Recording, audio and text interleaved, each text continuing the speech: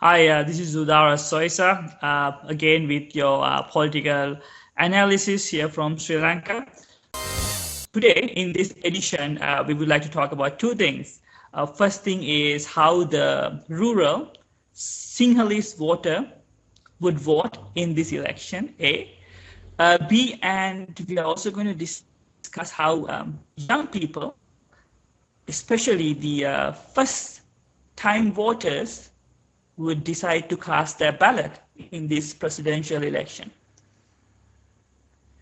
In terms of the first reality, we've analyzed data from 2009 UWA election, 2010 presidential election, as well as 2014 UBA election, and we've particularly focused on one area, actually, a Mahayangan area, and we are trying to gauge and assess how the Sinhalese voters have behaved.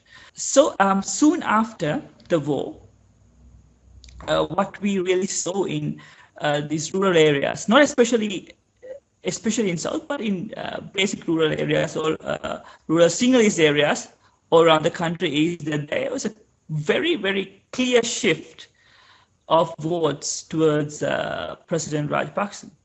For example, if you take the 2009 UWA election, you can see certain areas where he scored around 70%, 75%, and even almost to average of 71, 72. We saw this coming down to a point of 61, 62, 63, this range in the rural Sinhalese areas in 2010. What was quite significant with this recent UWA election was the significant, almost consistent reduction of voter base, reduction of Sinhalese rural voter base for president. I think there are so many different variables that came into play to make that happen. But during the last election, you can see his voter base almost shrinking to a point of 50, 55. This is quite a headache for the current government, as the strength of president is currently in the rural Sinhalese voter base. There are a few issues. For example, cost of living had affected, and although people have praised the president for development, there are quite a number of complaints, especially in urban areas. And these complaints and this discontent had also seeped into some areas of rural Sinhalese South as well. So third point is that the rural Sinhalese voter had been slightly disillusioned with certain happenings, and we can see a slight shift against the current government.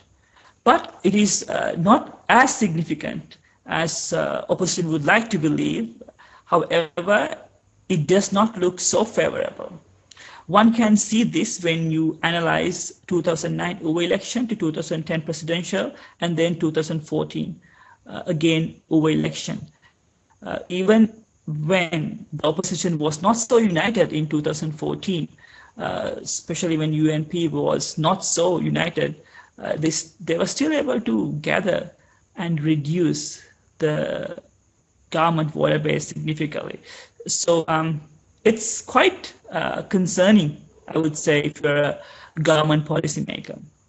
The second point I would like to talk today is about the young voters.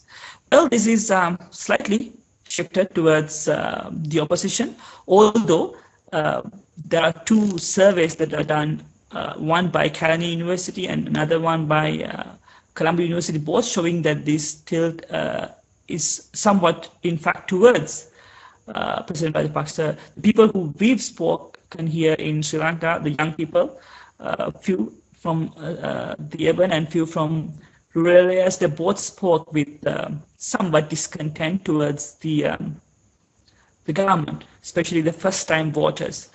But then again, the real outcome would depend on the behavior of these two campaigns. And I would like to say that the first time vote is somewhat of a floating vote at this point. So can President Rajapaksa or the common candidate, Maithripala Sirisena, it depends whether they can really address these first-time voters. So far, it's quite a close race, as I said in my last discussion.